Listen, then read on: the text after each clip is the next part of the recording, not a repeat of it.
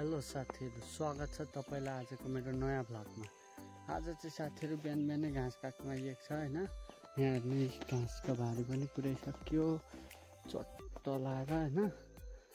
तर गर्मी भन्नुहुन्छ भने साथीहरू लास्टै गर्मी छ, त्यही छ। घाँस काट्यो, यहाँ काट्यो, चट्ट भारी पुऱ्याइयो, घाँस त छ। घाम हेर्नु न,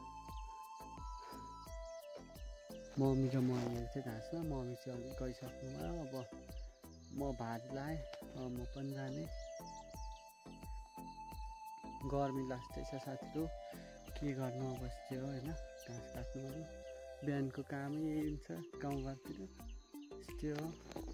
घाँसको भारी पनि पुऱ्याइसक्यो साथीहरू, चट्ट लाएर। अब दिउँसो चाहिँ हामीले यहाँ यो टनेलमा काम गर्नुपर्ने छ होइन। चट्ट यसमा काम गर्ने हो दिउँसो।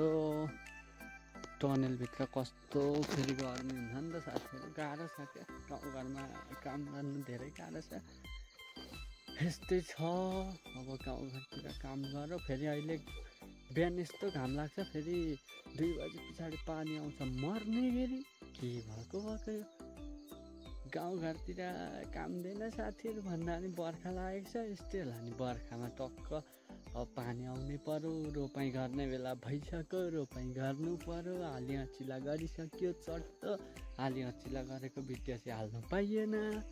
किन भन्दाखेरि मैले भ्लग बनाउनु थालेको भर्खर 2 दिन हुँदैछ, त्यही भएर अब चाहिँ डेली भ्लग आउँछ मेरो साथीहरू। तपाईँहरूले सहयोग सपोर्ट गरिदिनु भयो भने म जहिले डेली भ्लग हाल्नेछु। तर मेरो भ्लग चाहिँ जस्तो भए पनि हेरिदिनु होला, सपोर्ट गरिदिनु होला साथीहरू।